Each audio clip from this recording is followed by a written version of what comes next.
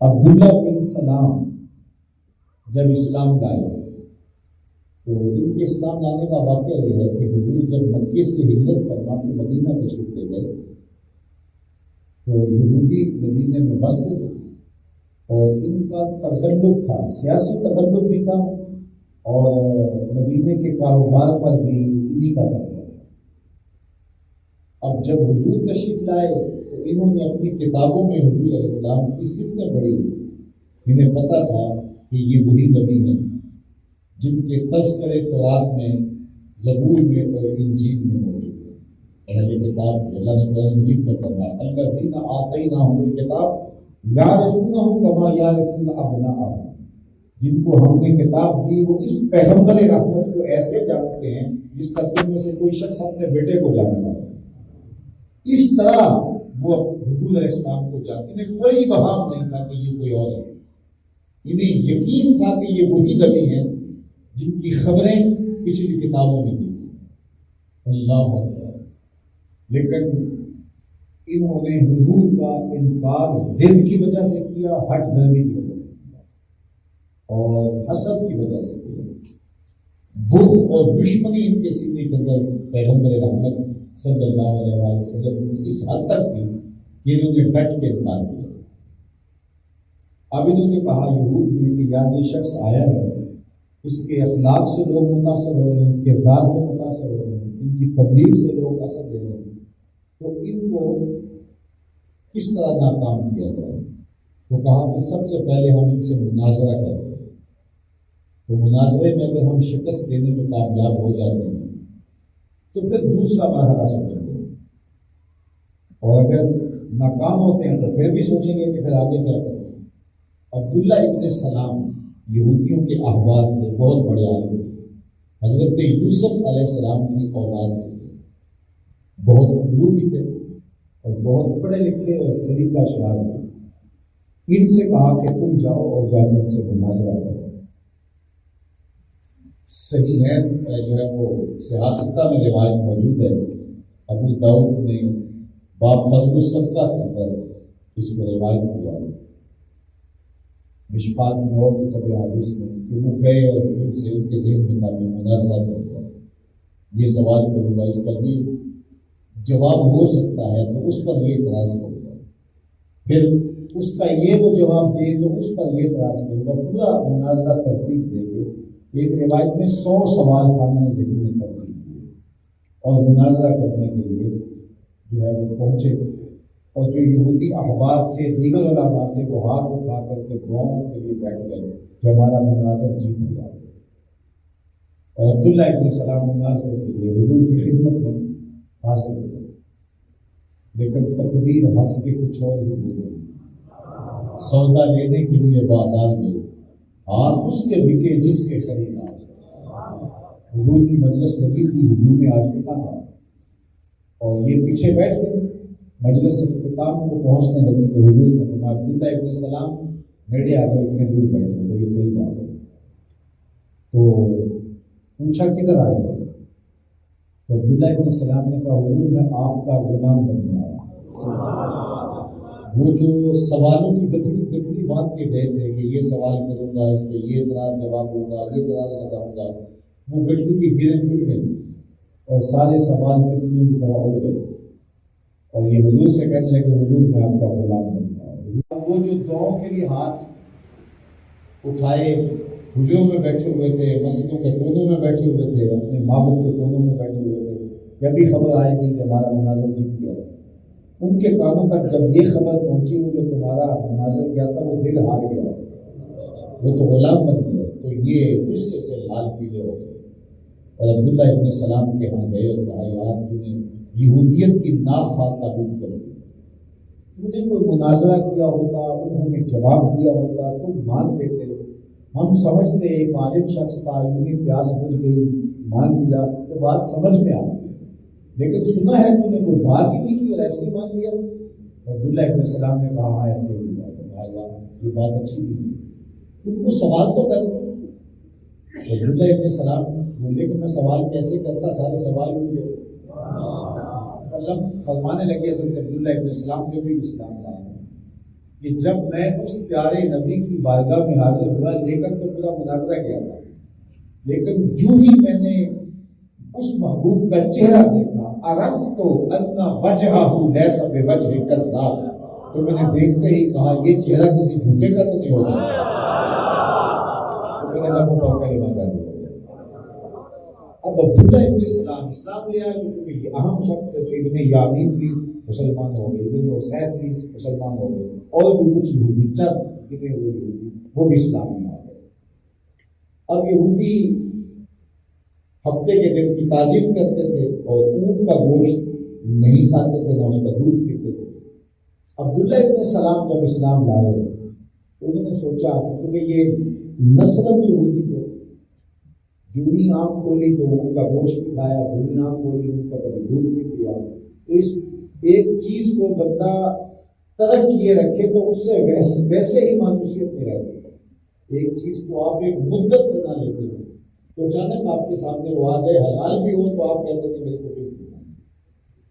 اب اسلام میں تو ان کا گوشت جائز تھا اور ان کا دودھ بھی جائز تھا، ہفتے کے دن وہ تعظیم کے جو معاملے تھے اسلام کو کوئی پابندی نہیں لگاتا۔ عبداللہ ابن سلام نے سوچا کہ اسلام میں اونٹ کا گوشت کھانا کون سا واجب ہے یا دودھ پینا کون سا فرض ہے، اگر میسر ہے تو پی لو، نہیں جی چاہتا تو نہ پی لو۔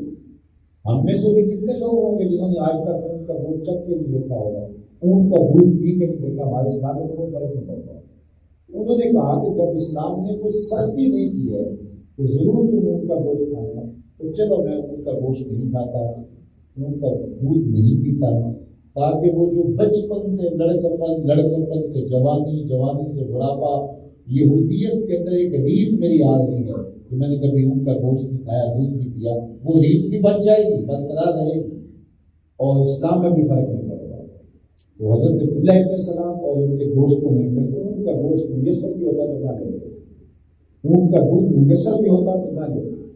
ہفتے کے دن کی تعظیم والا معاملہ بھی ایسا تھا کہ اس کو جو ہے وہ اسی طرح گزارتے، تو اللہ تعالیٰ نے قرآن مجید میں آیت اتاری جس کا اولین مخاطبین جس کے حضرت عبداللہ ابن سلام نے ان کے ساتھ انہیں کہا گیا، یا ایھا الذین آمنوا ادخلوا فی السلم کافہ، اے ایمان والو اسلام میں آئے ہو تو پھر پورے آؤ۔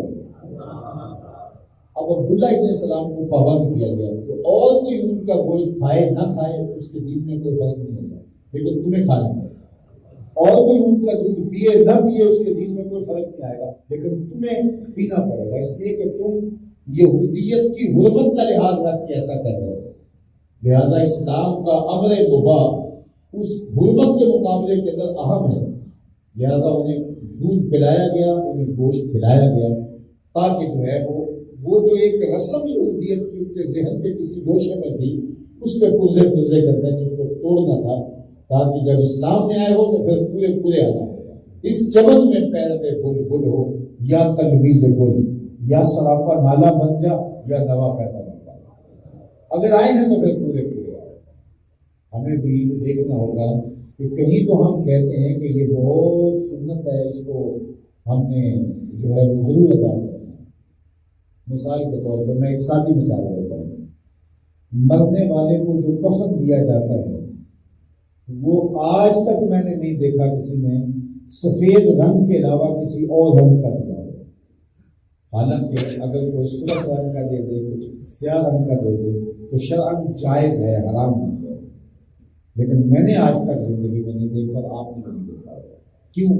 اس لیے کہ جو سنت اور مستحب ہے وہ سفید رنگ کا کفن ہے۔ ارشاد فرمایا کہ اپنی مسجدوں کو زینت سفید رنگ سے دو اور اپنی مردوں کو کفن سفید رنگ کا دو، اور لوگوں کے بھی جائز ہیں، لیکن مستحب کیا ہے کہ سفید رنگ کا دیا جائے، اور ہم نے زندگی میں کبھی اس مستحب کو نہیں چھوڑا۔ میں یہ نہیں کہتا کہ اس کو چھوڑ دیا جائے، لیکن میرا سوال یہ ہے کہ ہم نے مرنے کے موقع پر تو مستحب کو بھی نہیں چھوڑا اور شادی کے موقع پر فرض بھی توڑ دیے، شادی کے موقع پہ حرام کا بھی ارتکاب کر دیا، تو کیا یہ دین غموں کا نام ہے؟ غموں کا دین ہے، خوشیوں کا دین نہیں ہے؟ آپ مجھے اپنے غم کے موقع پر اللہ آپ کو خوشیاں دے، کوئی ایسا ہوتا ہے تو اس پہ مجھے بلاتے ہیں، دعوت دیتے ہیں، اور جب گھر میں شادی رچتی ہے تو اس وقت آپ مجھے دعوت نہیں دیتے، تو مجھے خیال تو آئے گا کہ یار جب خوشی کا موقع ہوتا ہے اس وقت کبھی انہوں نے مجھے یاد ہی نہیں کیا، جب تکلیف ہوتی ہے تو اس وقت مجھے یاد کرتے ہیں۔ تو دین کو ہم غم کے موقع پر تو مستحب کا بھی خیال رکھیں، اور جب خوشی کا موقع ہو اس وقت ہم فرض کی پرواہ بھی نہ کریں، صرف نکاح رہے گی اور وہ بھی مجبوری ہے، اس کے بعد شادی منعقد ہی نہیں ہوتی، اور وہ بھی ہماری کوشش ہوتی ہے کہ جلدی جلدی اس کو بھی سمیٹ لیں یا اس کو جو ہے وہ الگ سے ہی کر لیں تاکہ جو ہے وہ ہماری اس خوشی میں وہ مخل نہ ہونے پائے۔ تو ایسے نہیں ہے، اسی وجہ سے ہمارا دین ہمیں کچھ نہیں دے رہا، اس لیے کہ ہمارا دین ہماری مرضی کا دین، ہماری خواہش کا دین۔ وہ کسی نے کیا کہا تھا کہ کڑوا کڑوا تو اور میٹھا میٹھا حق حق، جو اچھا لگے، جو ہمارا نفس چاہے اس کو ہم کہتے ہیں ہاں ہاں یہ بڑا یہ دین ہے، اور جہاں تھوڑی سی سختی آئے اس وقت ہم بھاگ جاتے ہیں۔ علامہ رومی نے اس کو بڑی خوبصورت مثال سے سمجھایا۔ ایک زمانے کے اندر وہ لوگ اپنے ہاتھوں پہ، اپنے بازوؤں پہ، اپنے جسم کے اوپر تصویریں کندہ کروایا کرتے تھے۔ آج بھی یورپ میں چلتا ہے کہ وہ اپنے بازوؤں پر، اپنے جسم کے مختلف حصوں کے اوپر وہ تصویریں جو ہے وہ کندہ کرواتے ہیں۔ تو جب وہ کندہ کروائی جاتی ہیں تو وہ باقاعدہ جو ہے وہ جسم کے اندر اس کو راسخ کرنے کے لیے سوئی چبھوئی جاتی ہے اور پھر وہ راسخ کرتی ہے۔ اب تو جدید طریقے آ گئے تو کم درد سے ہوتا ہوگا معاملہ، لیکن اس زمانے میں وہ باقاعدہ ایک مشین ہوتی جس میں روشنائی ڈالی اور پھر وہ جسم کے اندر اس سوئی کو چبھایا جاتا اور روشنائی اتاری جاتی۔ تو ایک شخص نے کہا کہ میرے جسم کے اوپر شیر بنا دو، تو اس نے کہا ٹھیک ہے۔ تو اس نے جب مشین ڈالی اور اس کی درد ہوا اس نے کہا کیا کرنے لگا؟ وہ کہا کہ میں شیر کے پاؤں بنانے لگا۔ تو اس درد ہونے کی اس نے کہا رہنے دو پاؤں، اس نے کون سا چلنا ہے، اس نے کوئی دوڑ لگانی ہے۔ اس نے وہاں سے کھینچ لی اور جا کے دوسری قدم لگائی تو کہا کیا کرنے لگے ہو؟ کہا میں شیر کے کان بنانے لگا ہوں۔ کہا اس نے کون سا سننا ہے؟ پھر اس نے جو ہے وہ سوئی اٹھائی اور پیچھے گیا، کہا آپ کیا کرنے لگے ہو؟ پھر درد ہوئی تو کہا میں شیر کی جو ہے وہ دم بنانے لگا۔ اس نے کہا اس کو دم کی کیا ضرورت ہے؟ پھر اس نے سوئی کھینچ کے آگے لے گیا۔ اب کیا کرنے لگے ہو؟ میں شیر کا منہ بنانے لگا۔ اس نے کون سا کھانا ہے؟ تو اس نے سوئی کھینچ کے کہا پاپا پھر بناؤں کیا؟ کہا بس سمپل شیر بنا دو۔ کہا وہ کیسا شیر ہوگا جس کی نہ ٹانگیں ہوں گی، نہ آنکھیں ہوں گی، نہ کان ہوں گے، نہ منہ ہوگا، نہ زبان ہوگی، نہ اس کی دم ہوگی۔ جب بھی درد تو ہوگی، کوئی بھی اسے بنانے لگے درد تو ہوگی۔ جب درد ہوتا کہتا ہے یہ رہنے دو، یہ رہنے دو، یہ رہنے دو، تو کیا بناؤں؟ کہا بس شیر بنا دو۔ نماز ہم نہ پڑھیں، روزہ ہم نہ رکھیں، غریبوں کا حق ہم نہ دیں، حلال حرام کی تمیز ہم نہ کریں، جہاں تھوڑی سی نفس میں شاک ہو گئے اس کو رہنے دو، اس کو رہنے دو۔ اور ہم آج کے رسول بن کے بیٹھ گئے، مسلمان بن کے بیٹھ گئے، اور ہم جو ہے وہ سب سے بڑے جو ہے وہ اسلام کے دائی بن کے بیٹھ گئے۔ تو وہ اسلام ہے کہاں؟ اسلام تو انہی چیزوں کا نام ہے، اسلام تو انہی امور کا نام ہے، لیکن جو شاک لگی ہم نے کہا اس کو بھی رہنے دو، اس کو بھی نکال دو، اس کو بھی نکال دو۔ شادی ہے، اسلام کو سائڈ پہ کر دو، شادی میں اس میں اسلام نہیں آنا چاہیے۔ کاروبار ہے، اس میں سائڈ پہ کر دو، اسلام کی کاروبار میں ضرورت نہیں ہے۔ سیاست کا بازار گرم ہوا، چھوڑ دو، اسلام کو سائڈ پہ کر دو۔ اس سیاست سے اسلام کا کیا تعلق ہے؟ اسلام کو یہاں سے بھی سائڈ پہ کر دو۔ پارٹی ہے، سکول ہے، کالج ہے، یونیورسٹی ہے، ہم نے ہر جگہ سے اسلام کو نکال دیا، تو میں اسلام رہا کہاں؟ ہم نے کہا سمپل شیر بنا دو، تو ہم نے جس طرح اس نے کہا شیر بنا دو، اس طرح ہم نے اسلام بنا دو۔ جب میں کہتا ہوں الہی میرے احوال دے، حکم ہوتا ہے اپنا نام آیا۔ مجھے اور آپ کو دیکھنا ہوگا ہم کس طرح کے مسلمان ہیں۔ اس طرح کا اسلام نہیں ہے، یہ مرضی کا اسلام، ہماری خواہش کا اسلام ہے۔ کہا ابن رواحہ زمین اور آسمان کے درمیان جتنی جگہ سونے سے بھر دو اور خیرات کر دو، ان کے اجل تک تم پھر بھی نہیں پہنچ سکتے جو چلے گئے، اس لیے کہ وہ حکم تھا اور حکم تقدم اختیار کرتا ہے۔ تو اس لیے مجھے اور آپ کو حضور کے طریقہ کے مطابق جب چلنا ہے تو پھر ہمیں سر سے لے کر پاؤں تک ان کے طریقے کے مطابق چلنا ہے، بات ختم ہو گئی۔ اللہ اکبر۔ اس چمن میں پیر میں گل گل ہو یا تلویز گل، یا سراپا نالا بن جائے یا نوا پیدا نہ ہو۔ اگر آئے ہیں تو پھر پورے آئے، سر سے لے کر پاؤں تک آنا ہے۔ میرے استاد فرمایا کرتے تھے یہ نہ ہو کہ لوگ تمہیں پوچھے تم کون ہو اور تمہیں بتانا پڑے جناب ہم مسلمان ہوتے ہیں. یہ دیکھو مذہب کے خانے میں اسلام لکھا ہے. اللہ اکبر. آپ فرمایا کرتے تھے صاحب نہ کسی کو پوچھنے کی نوبت آئے نہ تمہیں بتانے کی ضرورت ہے. اللہ اکبر. تم دور سے آ رہے ہو لوگ پہچان کے کہے وہ دیکھو حضور کا غلام آ رہا ہے. تو مرضی کا دین نہیں. ہم نے ہر چیز اپنی مرضی کی ہے. حتیٰ کہ آج ہماری محفل بھی ہماری مرضی کی ہے.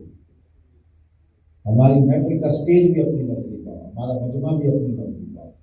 ہم خطیب سے تقریر بھی وہ سننا چاہتے ہیں جس سے کانوں کو تلذذ ملے اور نفس کو خواہش ملے. ہم نعت خواں سے نعت بھی وہی سننا چاہتے ہیں جس سے کانوں کو تلذذ ملے اور جس سے ہمارے نفس کی تسکین ملے. ہم نے سب کچھ اپنی. ہمارا پیر بھی وہ ہے جو ہمیں روکے ٹوکے گا. وہ ہمارا ہم اس سے خوش رہتے ہیں. وہ ہمارے سے خوش رہتے ہیں اس لیے کہ وہ کچھ کہے گا ہی. بڑی خوبصورت بات کسی مفسر نے لکھی کہ کافروں نے کہا, سورہ یاسین کا ابتدائیہ ہے, کافروں نے کہا کہ تم بشر ہو اور ہم تمہیں رسول مان لیں. نبی جب آئے اور 3 لوگ صاحب یاسین اور وہ 3 لوگ قرآن مجید کا وہ عنوان ہے اور ان کی قبریں آج بھی انطاکیہ کے اندر موجود ہے. 2 مرتبہ میں نے بھی حاصل کی. وہ 3 لوگ آئے اور آج انہوں نے کہا کہ آؤ. انہوں نے کہا تم بشر ہو ہم تمہیں نہیں مانیں گے. اس لیے انکار کر دیا کہ تم بشر ہو. ہمارا معیار اتنا اونچا ہے کہ ہم بشر کو رسول مان لیں اس لیے ہم تمہیں نہیں مانیں گے. تو بڑی خوبصورت بات یہاں لکھی. یہ کیسے عجیب لوگ ہیں, نہ مانیں تو بشر کو رسول نہ مانیں. یہ دیکھو ان کا معیار. اور ماننے پہ آ جائیں تو پتھر کو خدا مانیں. ذرا توجہ کیجیے. یعنی لوگوں کا رویہ دیکھیے. نہ مانیں تو رسول کو یہ کہہ کے انکار کرتے تم چونکہ بشر ہو اس لیے رسول نہیں مان رہے. ہمارا معیار بڑا اونچا ہے. کوئی فرشتہ ہو آسمان سے گزرے تو پھر ہم مانیں گے. تم چونکہ بشر ہو لہٰذا ہم تمہیں رسول نہیں مانتے. اور ماننے پہ آ جائیں تو کانسی کے, پیتل کے, مٹی کے, لکڑی کے, آٹے کے بنے ہوئے جو ہے وہ بتوں کو بھی خدا مانے. تو مسئلہ یہ نہیں ہے. یہ انسان کے نفس کی ایک باریک چال ہے. اور وہ کیا کہ اگر اس انسان کو رسول مانتے ہیں, اس بشر کو رسول مانتے ہیں تو اس کی ماننی بھی پڑتی ہے. وہ روکے گا ٹوکے گا منع کرے گا, اس کے مطابق چلنا پڑے گا. اس لیے نفس رکاوٹ کرتا ہے. لیکن پتھر کی مورتی کو خدا ماننے سے کیا فرق پڑتا ہے؟ وہ تو کہیں روکے ہی نہیں. مرضی تو اپنی زندگی تو اپنی خواہش کی گزارنی ہے. تو پتھر کا سجا کے معبود رکھ لیا. بادشاہوں نے بھی تختوں کے اوپر مورتیاں سجا کے رکھی ہوئی ہیں. انہوں نے سونے کی رکھ لی, کسی نے چاندی کی رکھ لی, کسی نے پیتل کی رکھ لی. اور غریب آدمی نے آج کل چائنا دھڑا دھڑ جو ہے وہ بنا رہا ہے اور وہ جو ہے وہ سستے داموں کے اندر ان کے پجاریوں کو مل جاتی ہیں. تو انہوں نے وہ رکھ لی. تو وہ سونے کی ہوں, چاندی کی ہوں, کانسی کی ہوں, پیتل کی ہوں, لوہے کی ہوں, لکڑی کی ہوں, وہ تو منع نہیں کریں گے. تو یہاں میں کہوں گا اسی لیے ایک باعمل عالم دین کے گرد لوگ جمع نہیں ہوتے. اس لیے جمع نہیں ہوتے کہ وہ ٹوکے گا, منع کرے گا, حلال حرام کی تمیز بتائے گا. اور ایک مکے شاہ اور حکے شاہ کے گرد لوگ جمع ہو جائیں گے اس لیے کہ ان کو پتہ ہے کہ یہ ہماری زندگی میں دخل اندازی نہیں کرے گا. ہم جو مرضی کرتے رہیں گے تو اس سے کوئی فرق نہیں پڑتا.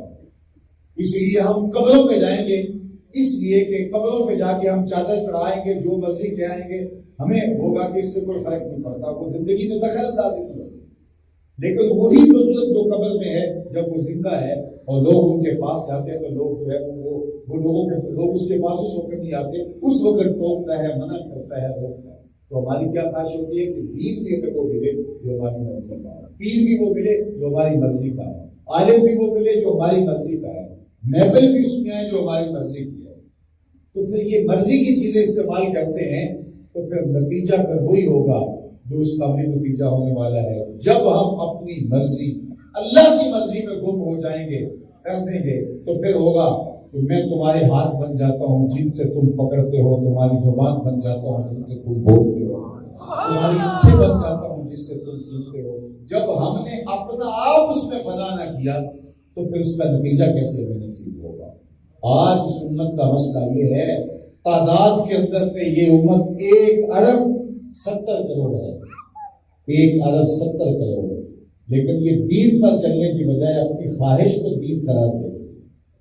آج کے دور میں لکڑی کے، لوہے کے، کانسی کے بت نہیں پوجے جائیں گے، خواہش کے بت پوجے جائیں گے، اور ہم خواہشات کے بتوں کو پکاریں گے، آرزوؤں کے بتوں کو پکاریں گے۔ ہمیں کہا گیا تمہارا رسول تمہارے اندر موجود ہے، اس کی زندگی کا ایک گوشہ تمہارے سامنے، اس کے مطابق زندگی گزارو۔ اگر سب یہ طے کر دیں جس طرح رسول کریم نے زندگی گزاری ہے اس طرح زندگی گزارنی ہے، ایک تو زندگی کا نظم بھی پیدا ہو، اس کے ثمرات بھی ملیں، اور دوسرا یہ 73 74 75 فرقے کیسے بن سکے جب سب ایک کو فالو کر رہے ہوں گے، جب ایک کے ہی طریقے کے مطابق زندگی گزار رہے ہوں گے، تو پھر یہ اتنا کچھ کیسے ہو سکے گا؟ تو ہمیں حکم دیا گیا ہے، لَقَدْ كَانَ لَكُمْ فِي رَسُولِ اللَّهِ أُسْوَةٌ حَسَنَةٌ، تمہارے لیے رسول کریم کی زندگی بہترین نمونہ ہے۔ اور اگر کوئی اس نمونے کو اختیار کر دیتا ہے، حضور کے طریقے کو اختیار کر دیتا ہے، ایک روایت آپ کے سامنے رکھتا ہوں جو حضرت امام قرطبی نے اور باقی لوگوں نے روایت کی ہے، من حافظ علی سنتی اکرمہ اللہ تعالی باربع خصال، فرمایا جو میری سنت پہ عمل کرے اللہ اس کو 4 چیزوں سے نوازتا ہے۔ کتنی چیزوں سے؟ 4۔ المحبت فی قلوب البررہ، نیک لوگوں کے دل میں اس کی محبت ڈال دے، والہیبۃ فی قلوب الفجرہ، اور برے لوگوں کے دل میں اس کا روب ڈال دے، والسعۃ فی الرزق، رزق کے اندر اس کو وسعت دے دیتا ہے، والسقۃ فی الدین، اور دین کے اندر اس کو ثقافت اور مضبوطی عطا کر دیتا ہے۔ یہ سنت پر عمل کرنے کا نتیجہ ہے جو حضور کے اسوہ نور پر اپنی زندگی کو لے آتا ہے، پھر اللہ اس کو لوگوں کا محبوب بنا دیتا ہے، اور کفار کے دل میں اور برے لوگوں کے دل میں اس کا روب ڈال دیتا ہے۔ آج 1,70 کروڑ مسلمان ہیں تو کوئی ڈرتا ہی نہیں ہے، یہ کاغذ کے شعر ہے، یہ اپنی خواہش کے مسلمان ہیں، اور نتیجہ کیا ہوا کہ آج صرف 60 لاکھ یہودی ہو گئے ہیں، پورے مسلمانوں کو آگے لگا ہوا ہے۔ کبھی ایسا بھی ہوا تھا؟ کبھی یہ صورتحال ہوئی تھی جو اس وقت ہمیں دیکھنی پڑ رہی ہے؟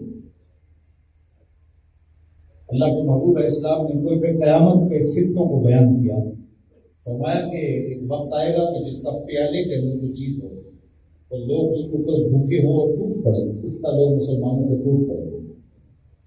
تو صحابہ نے عرض کی یا رسول اللہ اس وقت ہم تھوڑے ہوں گے؟ فرمایا جی اس وقت بہت زیادہ ہوگا۔ تو عرض کی کہ حضور پھر ایسے کیا ہوگا جب ہم اتنی تعداد میں ہوں گے تو کیسے ہو سکتا ہے کہ کفار جو ہے وہ کھا جائے اس پیالے کے اندر پڑی ہوئی جو ہے وہ کھیر یا پکوان کی طرح؟ ہم تو 313 ہیں تو ہم نے ناخن چنے چبوا دیے کفار کو، اس وقت ہم بہت سارے ہوں گے۔ اللہ اکبر، حکیم نے فرمایا لیکن تم ایک بیماری لگ چکی ہو، صحابہ نے کیا کی بیماری تمہیں لگ چکی ہوگی، اس وجہ سے تم کمزور ہو گئے، اور تمہاری حالت ایسے ہوگی جس کا سمندر کے اوپر جھاگ ہوتی جس کے اندر کوئی طاقت نہیں ہوتی، جھاگ کی طرح پر کیسا چلے۔ صحابہ نے اس کی من وہن یا رسول اللہ صلی اللہ علیہ وسلم، حضور وہن کیا ہے؟ تو آقا نے وہن کی تشریح کرتے فرمایا حب الدنیا و کراہیت الموت، دنیا کی محبت اور موت کا ڈر، موت کو ناپسند ہے، یہ 2 امراض تمہیں لگ جائیں گی جس کی وجہ سے تم وہن میں مبتلا ہو جاؤ گے۔ جب دنیا سے محبت کرنے لگ جاؤ گے، موت کو ناپسند کرنے لگ جاؤ گے، تو پھر کافر تمہارے اوپر غالب آ جائے گا، تمہیں چاٹ جائے گا، اس کا پلیٹ کو چاٹ جائے گا۔ آج جو خون بہ رہا ہے 56 اسلامی ملک، ان میں اتنی ہمت بھی نہیں ہے کہ وہ ان کو جو ہے وہ کوئی ضرورت کی چیز بھی بہم پہنچا سکے۔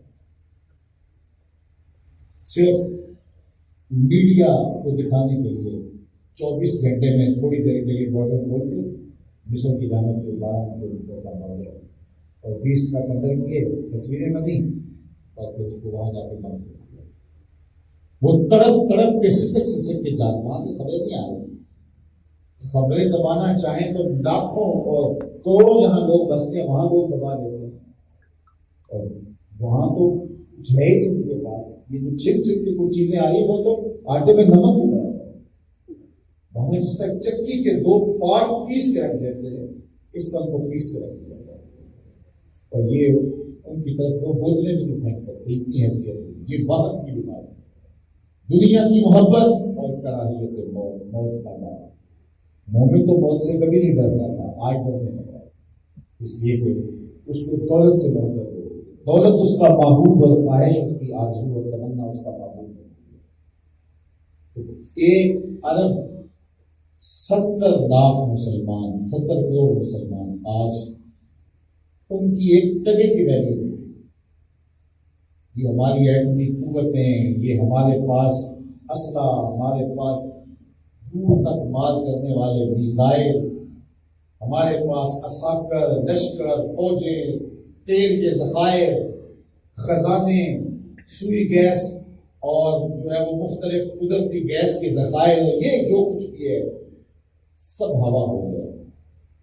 کیونکہ جب کوئی شخص اپنی جان کو ہتھیلی پہ لے کے آ جاتا ہے تو وہ غالب ہوتا ہے، اور جب اپنی جان کو بچانے لگتا ہے اس کے سارے وسائل وہی اس کے لیے جو ہے وہ دیوار بن جاتے ہیں، وہی جو ہے اس کے راستے پہ رکاوٹ بن جاتے ہیں۔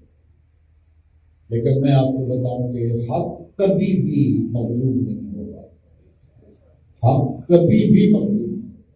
اللہ کے محبوب نے فرمایا کچھ لوگ ہیں جو قیامت تک حق کے ساتھ کھڑے رہیں گے اور کبھی بھی وہ کمزور نہیں ہوں گے۔ لوگوں کا ان کے ساتھ رویہ کچھ بھی ہو لیکن وہ حق کے پرچم کو تھام کے رکھیں گے، حتیٰ کہ اللہ ان کے ہاتھ پہ فتح عطا فرمائے۔ صدیاں لگ جائیں گی، کوئی فرق نہیں پڑتا اس سے، لیکن فتح ہونے کا قرب قیامت میں مسلمان 3 گروہوں میں تقسیم ہو جائیں گے، اور آج لگتا ہے کہ وہ وقت آ گیا۔ ایک گروہ کاٹ دیا جائے گا، شہید کر دیا جائے گا، ایک بزدلی کا راستہ اختیار کرے گا، بھاگ جائے گا، میدان چھوڑ دے گا، اور ایک جو ہے وہ کہے گا کہ ہم آخری سانس تک لڑیں گے، اس کی جو بھی قیمت دینی پڑتی ہے، بچے کٹوانے پڑتے ہیں، اپنی جان کے ٹکڑے کروانے، وہ آخری لمحے تک لڑیں گے۔ اللہ حدیث پاک میں آتا ہے کہ اللہ ان کی مدد فرمائے گا، حضرت عیسیٰ کا نزول ہوگا، اور حضرت عیسیٰ علیہ السلام انہیں کہیں گے، اس تیسرے گروہ کو جو ڈٹا ہوا ہوگا، یہ بیت المقدس کے دروازوں پر اور طرف حضرت عیسیٰ کہیں گے اب میں آ گیا ہوں، اب بتاؤ تم نے کیا کرنا ہے۔ ایک گروہ تو کاٹ دیا گیا، ایک فرار ہو گیا، اور یہ کھڑا ہے اور صدیوں سے لڑ رہا ہے۔ حضرت عیسیٰ ان کو 2 چیزیں کہیں گے، یا تو میں دعا کرتا ہوں اور یہ سارے غلط ہو جاتے ہیں، تمہیں پتا نہیں، ایک تو آپشن یہ آ جاتا ہے، یا پھر ٹھیک ہے ہم ان کے خلاف لڑتے ہیں، اللہ ہمیں پتا دے گا۔ ان دونوں میں سے تمہارے لیے کون سی چیز زیادہ بہتر ہے؟ اب صدیوں سے لڑتے آ رہے ہیں، بچے کٹ گئے ہیں، اب حضرت عیسیٰ دعا کریں گے اور یہ برباد ہو جائے گا۔ یہ تو آسان آپشن تھا، لیکن وہ مجاہد کہیں گے نہیں، اے اللہ کے پیغمبر ہم آپ کی قیادت میں لڑیں گے، وہ کہیں گے لڑیں گے۔ حدیث پاک میں آتا ہے کہ حضرت عیسیٰ ان کی قیادت فرمائیں گے، حضرت امام مہدی قیادت فرمائیں گے، اور پھر کفار کے ساتھ جہاد ہوگا۔ حضرت عیسیٰ کی جو سانسیں ہیں، ان سانسوں سے دجال اس طرح پگھلے گا جس طرح نمک پگھلتا ہے، اور وہ بھاگے گا حتیٰ کہ مقام لد پہ فرار ہوتا پکڑا جائے گا اور وہی اس کو قتل کر دیا جائے گا۔ جب اللہ کے محبوب نے فرمایا تھا مقام لد پر دجال مارا جائے گا، تو اس وقت محدثین کے بحث پڑھیں آپ، پرانے جو شارحین ہیں انہوں نے اس پر بہت کچھ لکھا ہے، اور بہت سارے لوگ ان کو سمجھ نہیں آتی تھی کہ لد ایک چھوٹا سا گاؤں ہے، تو بڑے بڑے شہر ہوں گے تو یہ لد کیوں فرار ہوگا، وہاں کوئی سرنگ ہے کیا ہے؟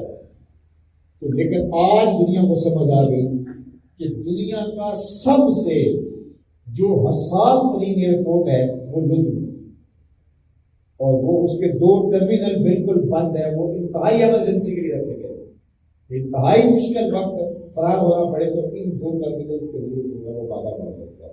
اب وہ ایک چھوٹا سا شہر ہے اور وہاں دنیا کا سب سے حساس ترین ایئرپورٹ ہے، اس کے باقاعدہ 2 ٹرمینلز بند ہیں اور وہ انتہائی ہنگامی صورتحال کے لیے رکھے گئے ہیں۔ اب حضور کے فرمان کی سمجھ آئی کہ دجال بھاگنے لگے گا، مقام لد پہ فلائٹ نہیں لے سکے گا، حضرت عیسیٰ کے الفاظ سے پگھل جائیں گے، مسلمان اس کے ٹکڑے کر کے۔ ہمارا یقین ہے اس کے اوپر، مکمل یقین ہے اور ہمیں اپنی نسلوں کو بھی بتا کے جانا چاہیے کہ اللہ فتح حق کو عطا کرے۔ بہت سارے لوگ کنفیوژن میں مبتلا ہو گئے، کوئی کہہ رہا ہے کہ انہوں نے حملہ کیوں کیا، اتنی دیر تک سانپ بچے کھاتا رہا تو کبھی کسی کو تکلیف نہیں ہوئی، اور آج کمزور مرغیوں نے اس کے اوپر سانپ کے اوپر حملہ کر دیا تو سب کہتے ہیں حملہ کیوں کیا ہے۔ کتنا صابرہ اور شکیلہ کے کیمپ ہم بھول گئے ہیں، انہوں نے جو ظلم اور جبر کیا، جو قیامتیں توڑی، کیا وہ ہم بھول گئے ہیں، فراموش کر گئے ہیں۔ آج چند میزائل چگنے لگے ہمیں، یہ بزدلی ہے، یہ وہن ہے۔ ہمیں اپنی نسلوں کو بیدار رکھنا ہے کہ فتح ہمیشہ حق کی ہوتی ہے اور حق کی ہی ہوتی ہے۔ یہ امتحان ہے ہمارا، امتحان گاہ میں ہم کھڑے ہیں، امتحان میں لوگ ناکام بھی ہوتے ہیں، کامیاب بھی ہوتے ہیں۔ تو اللہ کے محبوب نے ہمیں ہر چیز بتا دی، وہ منظر بھی بتا دیا کہ جب حضرت عیسیٰ اتریں گے شرقی مینار میں اور صفیں بنی ہوئی ہوں، حضرت امام مہدی موجود ہوں گے، حضرت عیسیٰ کی حالت ایسے ہوگی جس طرح کسی نے تازہ غسل کیا ہو اور اس کے بدن سے پانی کے قطرے ٹپک رہے ہوں، اور حضرت عیسیٰ آئیں گے، حضرت امام مہدی ان کو اشارہ کریں گے آپ مسلح پہ آئیں، نماز پڑھائیں، لیکن حضرت عیسیٰ کہیں گے نہیں آپ بھی پڑھائیں۔ اللہ کے محبوب علیہ السلام کا چہرہ تمتما رہا تھا جب بتا رہے تھے۔ حضور نے فرمایا وہ وقت کیسا ہوگا جب ابن مریم آئیں گے لیکن امام تم سے ہوگا، اللہ امام تم سے ہوگا۔ تو اللہ تعالیٰ مسلمانوں کو عزت دے گا، فتح دے گا، اور پھر جو ہے وہ صحیحین میں روایت موجود ہے، بخاری اٹھائیے، مسلم اٹھائیے، صحیح روایت، اور آگ لگ جاتی ہے یہودیوں کو جو ہے وہ اس روایت کو جب ہم بیان کرتے ہیں، لیکن ہم کریں گے، آج نہیں کرتے تو کب کریں گے؟ ڈنڈے کی چوٹ پہ کریں گے۔ اللہ اکبر، پورا ایک سال میں ان کو یورپ میں اس حدیث کو بیان کرنے کی وجہ سے پابندی لگی ہے، لیکن آج پھر میں اس کو بیان کروں گا۔ اللہ کے محبوب فرماتے ہیں کہ وہ وقت آئے گا، وہ وقت آئے گا کہ جب حضرت عیسیٰ کے ساتھ جو ہے وہ لوگ جہاد کر رہے ہوں گے اور اللہ پھر ان کو کامیاب اور کامران فرمائے گا، اور یہ یہودی چھپتے پھر رہے ہوں گے، ان کو کوئی شے پناہ نہیں دے گی، حتیٰ کہ یہ پتھروں کی اوٹ میں چھپیں گے، وہ پتھر مسلمان مجاہد کو آواز دے کے کہیں گے ادھر آ، اور یہ ظالم میرے پیچھے چھپا ہوا ہے۔ اللہ اکبر، اور پھر مسلمان آگے بڑھ کے اس کے ٹکڑے کر دے گا، اللہ اس کو کامیابی اور کامرانی عطا فرمائے گا، اور یہ اللہ تعالیٰ نے، اور پھر شرق سے لے کر غرب تک، شمال سے لے کر جنوب تک کوئی ایک چھت بھی ایسی نہیں ہوگی جس پر میرے محمد کے نام کا جھنڈا نہیں ہوگا۔ مشکل حالات ہے تو کوئی وہ وقت بھی باہر نکال، ہمیں پورا یقین ہونا چاہیے۔ اللہ کے محبوب صحابہ کو بتانے لگے دجال کے بارے میں اور اس کے بعد آنے والے واقعات کے بارے میں، تو صحابہ کہتے ہیں ہمیں ایسے لگا جس طرح یہ جو مسجد نبی سے بعض کھجوروں کے جھنڈ ہیں تو یہی کہیں دجال چھپا ہوا یہیں سے نکل کے آ جائے گا۔ تو ہم نے حضور سے عرض کیا تو حضور نے فرمایا نہیں ابھی نہیں آئے گا، اور اگر ابھی آ جائے تو پریشان ہونے کی ضرورت نہیں، میں موجود ہوں۔ اللہ اکبر، اور مدینہ المنورہ میں بھی داخل ہونے لگے گا، لیکن مقام جرف سے آگے نہیں بڑھ سکے گا۔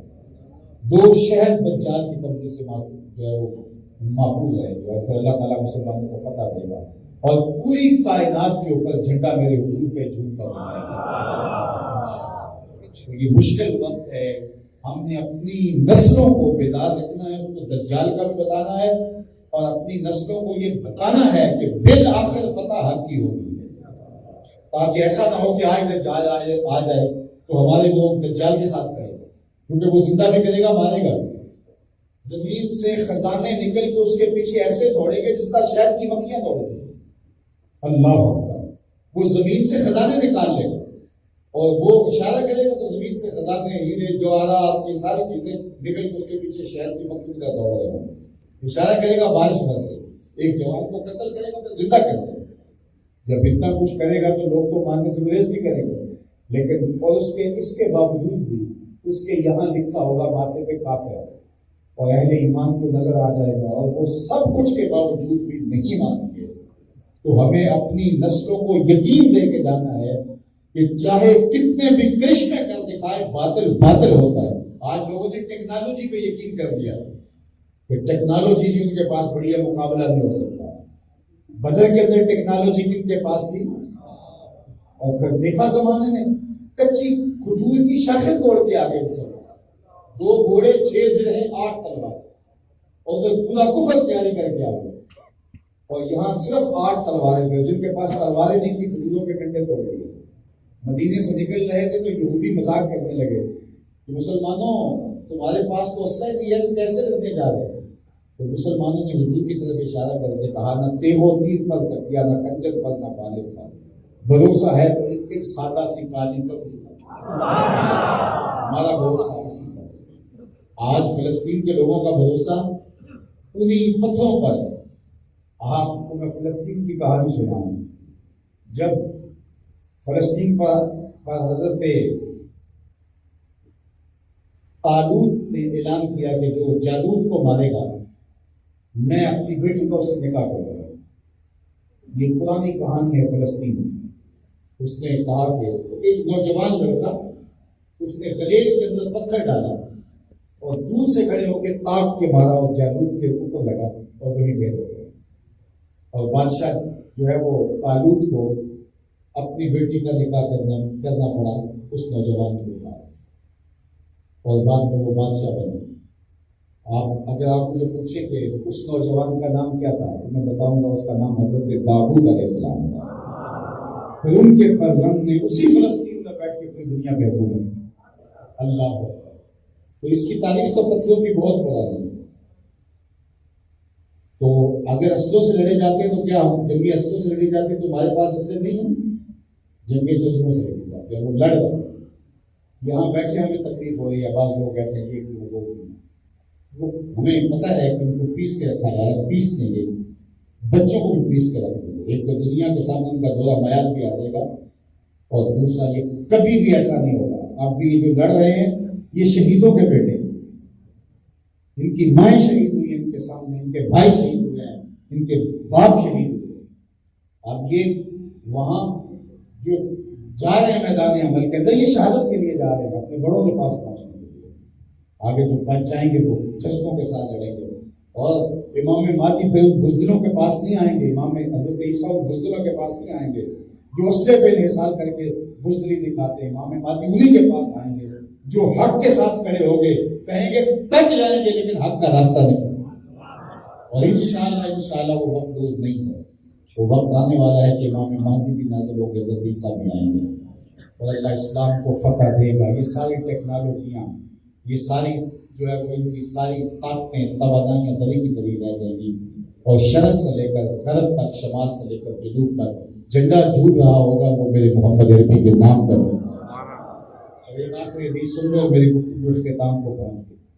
جب جنگ جیت جاتا ہے کمانڈر تو پھر وہ سربراہ مملکت کے پاس آ کے سلوٹ کرتا ہے کہ سر میں نے میدان مار دیا، آپ کے نام کی فتح ہوئی۔ اب اس کو ذہن میں رکھیے، اب حضرت عیسیٰ کمانڈر ہوں گے، حضرت امام مہدی کمانڈر ہوں گے اس جنگ میں۔ سنو حضور کا فرمان، والذی نفسی بیدہ، فرمایا مجھے قسم ہے اس رب کی جس کے قبضہ قدرت میں محمد کی جان، لَيَنزَلَنَّ عِیسیٰ ابْنَ مریم، حضرت عیسیٰ بن مریم ضرور آئیں گے، پھر میدان میں اتریں گے، جہاد کریں گے۔ جب کام پورا ہو جائے گا، جب جال کٹ جائے گا، اسلامی حکومت قائم ہو جائے گی، ثُمَّ لَئِنْ قَامَ عَلَىٰ قَبْرِي، فرمایا پھر وہ میری قبر پہ حاضری دے گا۔ اللہ اکبر، فَيَقُولُ يَا مُحَمَّدْ صلی اللہ علیہ وآلہ وسلم، اور آگے کہیں گے حضور میں حاضر ہوں۔ اللہ اکبر، میں لَأَجِيبَنَّهُ، سنو میں قبر سے حضرت عیسیٰ کو جواب دوں۔ وقت آنے والا ہے، اللہ امت کو کھویا ہوا وقار عطا فرمائے، اور امت کے اندر سے وہن، بزدلی، کمزوری یہ نکال کر کے ان کے اندر توانائی، حق کے ساتھ، حقانیت کے ساتھ کھڑا ہونے کی ہمت اور توانائی عطا کرے۔ وآخر دعوانا ان الحمد للہ رب العالمین۔ اللہم صلی علی سیدنا و مولانا محمد عادل الجود والکرم۔ اٹھے ہوئے ہاتھ کبھی خالی نہ موڑے جائیں، مالک پھیلی ہوئی جھولیاں رحمتوں سے بھر دیجیے، بخت کی بہاریں نصیب ہوں، مقدر کی خزائیں رخصت فرما دیں۔ جیے تو تیرے لیے، مرے تو تیرے دین کے لیے، اور زندگی کی آخری ہچکی تک تیرے رسول کے وفادار ہوں۔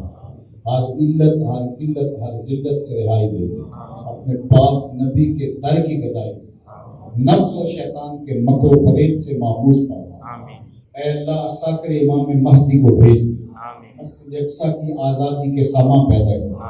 اللہ ہماری بزدلیاں کمزوریاں دور فرما دے، ہمیں قوت، طاقت، توانائی، ہمت اور جو ہے وہ نور و نکھت ہو جانے اور روشنیاں عطا کر، ہمیں خیر کی راہوں کا مسافر کرنا۔ اللہ ہماری نسلوں کو امام مہدی کے ساکر میں شامل ہونے کی توفیق دے، حضرت عیسیٰ کے لشکر میں شامل ہونے کی توفیق دے، دجال اور دجالی فتنوں کا پوری قوت کے ساتھ مقابلہ کرنے کی ہمت اور توانائی عطا کرے۔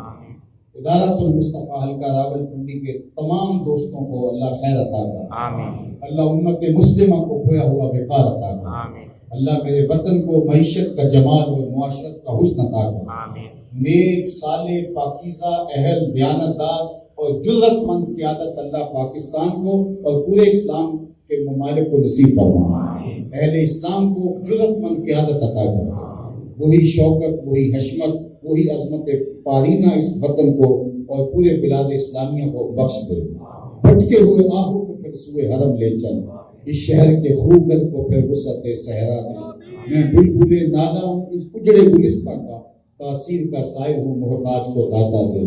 اللہم اید الاسلام والمسلمین، اللہم اعز الاسلام والمسلمین، صلی اللہ تعالی علی النبی الامین وآلہ وآلہ